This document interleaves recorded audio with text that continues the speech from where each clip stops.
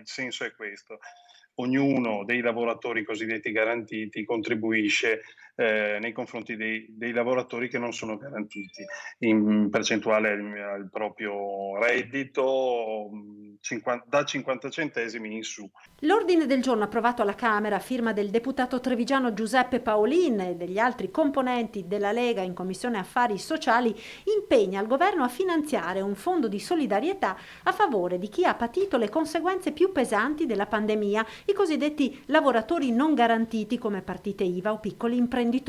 Modalità ed importi non sono stati quantificati. I soldi verrebbero comunque prelevati dagli stipendi di quei lavoratori che non hanno subito ripercussioni negative come i dipendenti pubblici, ma non solo. Anche i privati, ci sono categorie, ad esempio chi ha lavorato nel settore degli alimentari, tante imprese hanno guadagnato rispetto a molti altri. Chi ha avuto dei vantaggi dovrebbe dare, che so, io immagino che uno stipendio di 1.500 euro, se dà 50 centesimi al mese, secondo me non sono elevati.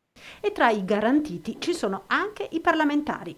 No, non voglio fare le cifre perché sennò sarebbe il solito gioco, però credo che lo possiamo dare un contributo, anche perché vediamo il sacrificio che tanta gente sta facendo. Credo che questa sia una proposta di buon senso. Secondo me attorno ci possiamo trovare in tanti.